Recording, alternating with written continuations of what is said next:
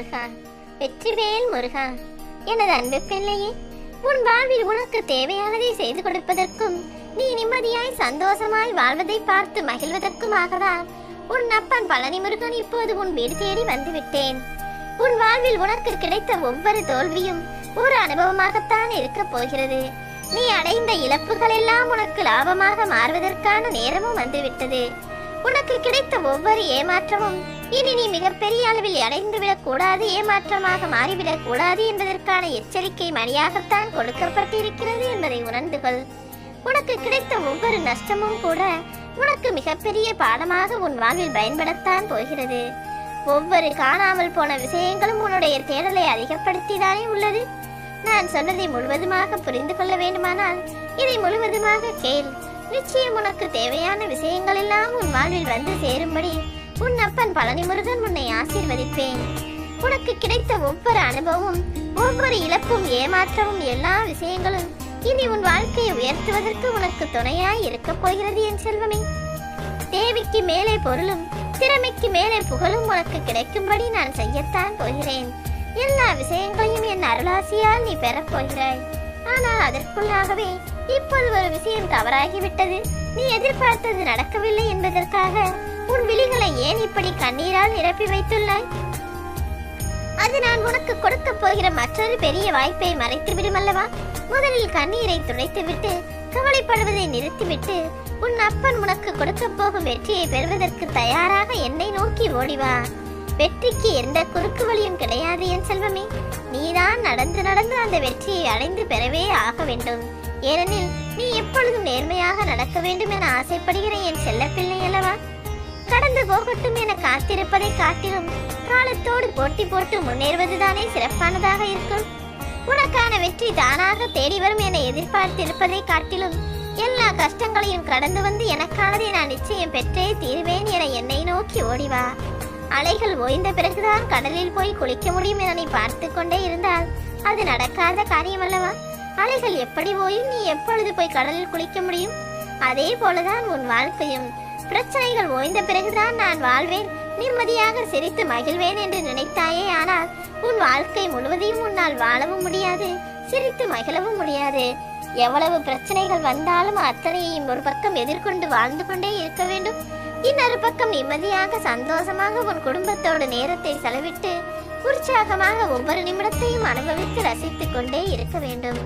ஆம் செல்வமே, என்ன நடந்தாலும் எதையும் எதிர்கொள்ளக்கூடிய தகுதியையும் திறமையையும் மன தைரியத்தையும் உனக்குள் நான் கொடுத்துள்ளேன் என்பதை மறவாதே. தேவையான இடத்தில் யாராக இருந்தாலும் சரி, எந்த செயலாக இருந்தாலும் சரி, அந்த இடத்தில் முற்றுப்புள்ளி வைக்க கற்றுக்கொள். இல்லையேல் வார்த்தையும் வாழ்க்கையும் அர்த்தமில்லாமல் போய்விடும். உன்னை விட மற்றவர்கள் தான் எப்போதும் சிறந்தவர்கள் என நீ எப்போது யோசிக்கிறாயோ அப்போதே தாழ்வு மனப்பான்மை உனக்குள் வந்துவிடும். அதனால் எக்காரணம் கொண்டும் உன்னை விட எவரும் சிறந்தவர்கள் என்பதை நீ மனதிற்குள் ஏற்றுக்கொள்ளாதே. எல்லா மனிதர்களை விடவும் உனக்கான வாழ்வில் உயரத்தை நான் அமைத்துக் கொடுக்கத்தான் போகிறேன். சங்கடங்கள் வரும்போது அதற்காக நீ தடுமாறாதே. சந்தர்ப்பம் உனக்காக உருவாகும் என எதிர்பார்த்து காத்திரு. எல்லா சங்கடங்களையும் தீர்த்து வைத்து உன் வாழ்வில் சந்தோஷத்தை கொடுக்க வேண்டியது உன் அப்பன் முருகன் எனது பொறுப்பு. நீ தடுமாறும் போது நான் தாங்கி பிடிப்பேன், தடம் மாறும்போது தட்டியும் கேட்பேன். ஏனெனில் உன்னுடைய எல்லா செயல்களையும் நான் பார்த்து கொண்டுதானே இருக்கிறேன். ஒரே மெழுகுவர்த்தியிலிருந்து ஆயிரக்கணக்கான மெழுகுவர்த்தியை ஏற்றிகளால் கூட அந்த மெழுகுவர்த்தி ஒன்றும் உருகி போய்விடாது அல்லவா?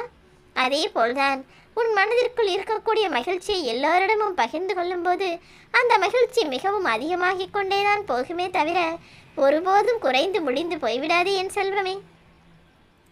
நீ எதிர்பார்க்கக்கூடிய எல்லா விஷயங்களையும் கொடுக்கக்கூடிய இறைவனாக உன் அப்பன் முருகன் நான் இருக்கும்போது நீ ஏன் மனதிற்குள் வருத்தப்பட்டு வேதனைப்படுகிறாய்? மனது என்பது ஒரு நிலம் போலத்தான். அந்த நிலத்தில் நீ எதை விதைக்கிறாயோ அதற்குண்டான பலன்தானே கிடைக்கும். உன் மனதிற்குள் நீ சந்தோஷமான விஷயங்களை விதையாக போட்டால் அதன் பலனானது மிகவும் மகிழ்ச்சியாக இருக்கும். அதை விட்டுவிட்டு மனதிற்குள் கெட்ட விஷயங்களையோ அல்லது உனக்கு நடந்த கஷ்டமான விஷயங்களையோ யோசித்தால் அதன் மூலமாக கண்ணீரும் வருத்தமும் தானே உனக்கு பலனாக கிடைக்கும். எப்போது மனதிற்குள் நல்ல விஷயத்தையே போட்டுவை. நீ செய்யக்கூடிய முயற்சியின் பாதைகள் கடினமாக இருந்தாலும் அதன் முடிவுகள் இனிமையாக இருக்கும்படி நான் நிச்சயம் செய்து காட்டுவேன். உன் கனவுகளை எல்லாம் நனவாகும்படி நான் செய்யத்தான் போகிறேன் என் செல்வமே. அடுத்த நிமிடமே நிரந்தரமில்லாத இந்த உலகத்தில் உனக்கு துணையாய் எப்பொழுதும் உன் அப்பன் முருகன் நான் இருக்கிறேன் என்பதை மறவாதே. மற்றவர்கள் நன்றாக இருக்க வேண்டும், நன்றாக வாழ வேண்டும் என நினைப்பது கூட ஒரு வகையில் நீ அவர்களுக்கு செய்யக்கூடிய உதவிதான். நீ நேரடியாக பணமோ பொருளோ கொடுத்து உதவி செய்ய முடியவில்லை என்றாலும் அவர்களுக்காக ஒரு நிமிடம் நீ பிரார்த்தனை செய்தால் போதும். அவர்கள் நன்றாக வாழ வேண்டும் என நினைத்தால் கூட போதும்.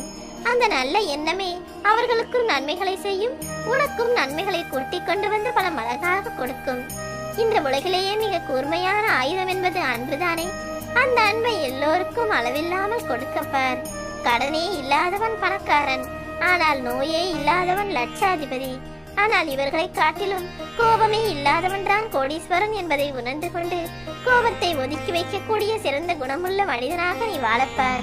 எந்த நிலையில் இருந்தாலும் உன்னிடம் இருக்கக்கூடிய பணிவின் மூலமாக நீ நிச்சயம் உயர்வான ஆளாக மாறத்தான் போகிறாய். உனக்கான வாய்ப்பை நிச்சயம் உன்னிடம் கொண்டு வந்து நான் கொடுக்கத்தான் போகிறேன். உனக்கு எதில் ஆர்வம் இருக்கிறதோ அதன் மூலமாகவே உன் வாழ்க்கையை மாற்றக்கூடிய வாய்ப்புகளை உன் கண்களில் காட்டுவேன் என் செல்வமே. எண்ணம் போல் வாழ்க்கை என்பது உண்மைதான். நீ முடியும் என்று நினைத்தால் எல்லாவற்றையும் உன்னால் செய்து காட்ட முடியும். முடியாதோ என நினைத்து பயப்பட ஆரம்பித்தால் அருகில் இருக்கும் ஒரு சிறு பொருளை கூட உன்னால் நகர்த்தி வைக்க முடியாது என் செல்வமே. உன் எண்ணத்தை பொறுத்துதான் உன் வாழ்க்கை என்பதை புரிந்து கொண்டு எல்லா விஷயங்களையும் தைரியத்தோடும் துணிவோடும் எதிர்கொள்ள தயாராகு.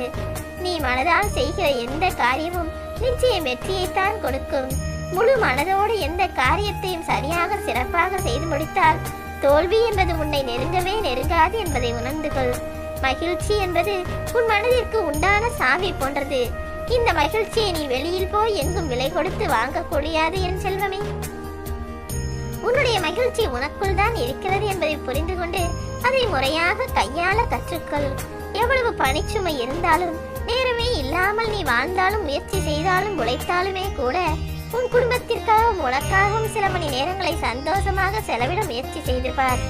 எல்லா கெட்ட விஷயங்களையும், கோபத்தையும், வருத்தத்தையும், கவலைகளையும் குப்பை போல மனதிற்குள் போட்டு வைத்து குப்பை தொட்டியாக ஆக்கிவிடாதே. குப்பைகள் அகற்றப்படாமல் ஒரு இடத்தில் இருந்தால் என்னவாகும் என யோசித்துப்பார். துர்நாற்றம் வீசுமல்லவா, அதுபோலத்தான் உன் மனமும். யாராவது ஒருவர் உன்னை பாராட்டினாலும் குறை சொன்னாலும் அதை ஒரே மாதிரியாக எடுத்துக்கொள்ளாமல் அதை மனதிற்குள் போட்டு சேர்த்து வைத்துக் கொண்டு கோபத்தை மிக பெரிய அளவில் காட்டிக்கொண்டு மகிழ்ச்சியை அப்போதே மறந்துவிட்டு போய்விடுகிறாய். கோபமும் மகிழ்ச்சியும் இரண்டு கண்கள் போன்றது என்பதை மனதிற்குள் புரிந்து கொள். உன் உள்ளத்தில் இருக்கக்கூடிய கெட்ட விஷயங்களையும், கோபத்தையும், பழிவாங்கக்கூடிய எண்ணத்தையும், தவறாய் பேசக்கூடிய வார்த்தைகளையும் ஒதுக்கி வைத்துவிட்டு நல்லது செய்யக்கூடிய நல்ல பிள்ளையாக இருக்கப்பார். ஆனால் மனிதர்கள் என்றாலே நல்லதும் கெட்டதும் கலந்துதான் இருக்கும் என்பதை நான் அறிவேன். ஆனால் நல்லது நினைத்தால் தானே உனக்கு நல்லது நடக்கும். அதற்காக தான் சொல்கிறேன், கெட்ட எண்ணங்களையும் கெட்ட விஷயங்களையும் உன் வாழ்விலிருந்து அப்புறப்படுத்து.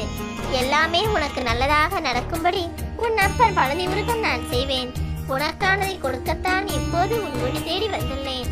நீ எதிர்பார்த்த நல்லதை செய்து கொடுப்பேன். ஓ முருகா.